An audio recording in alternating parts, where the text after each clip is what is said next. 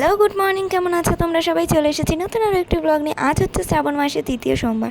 প্রথম সোমবার তো দেখেইছো আমি জল ঢালতে পারিনি, কিন্তু দ্বিতীয় সোমবার কিন্তু জল ঢালতে পারবো, তাই তোড়জোড় লেগে গেছে সকাল থেকে। স্নান টান সেরে চলে এসেছি, দেখছি মা অনেকটাই গুছিয়ে রেখেছে ঠাকুরের থালা বাসন ধোয়া থেকে ফুল মিষ্টি সব কিনে আনা থেকে। আগের বার আমি নিজেই কিনে এনেছিলাম, কিন্তু এবার আর আমার হাতে টাকা ছিল না বলে আমি কিনে আনতে পারিনি, মাই কিনে এনেছে। তো যাই হোক, এখানে আমি পুজোটা দিয়ে নিচ্ছি। মা বললো দে, আমি একটু ভিডিও করে দিচ্ছি। আমি প্রথমে ভেবেছিলাম ভিডিও করব না, পরে একটু দেখিয়ে দেবো কেরম কি পুজো দিলাম। দেখো, ঠাকুরের পুজো দিচ্ছি সেটা আমি আমার মন থেকে দিচ্ছি, এটা ঘটা করে কাউকে দেখানোর কিছু নেই। কিন্তু যেহেতু তোমাদের সাথে আমি সবই শেয়ার করি, তো এইটুকু শেয়ার করলে এমন কি ক্ষতি। মা দূর থেকে ভিডিও করছিল, আমি আমার মতো মনোযোগ দিয়ে পুজো দিচ্ছিলাম। তারপর ভাবলাম মা তুমিও পুজো দাও, আমি তোমাকেও একটু তুলে দিচ্ছি।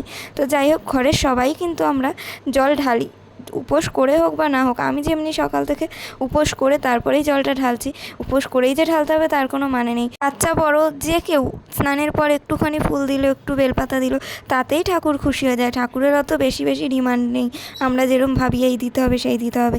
ঠাকুর অল্পতেই সন্তুষ্ট হয়। মন থেকে ঠাকুরকে ডাকলে ঠাকুর এমনিই আশীর্বাদ করে। মানুষ তো নিজের পছন্দের মিষ্টি এনে ঠাকুরকে খাইয়ে বলে ঠাকুরের জন্য এনেছি, আসলে তো ওগুলো নিজেরা খাওয়ার জন্যই আনে। তো যাই হোক, তোমরা কারা কারা শ্রাবণ মাসে প্রত্যেক সোমবার উপোস করো কমেন্ট করে কিন্তু জানিও। আমি কিন্তু প্রত্যেক সোমবারই উপোস করার চেষ্টা করি। ঠাকুরের কাছে এটাই চাই, সবাই ভালো থাকুক, সুস্থ থাকুক।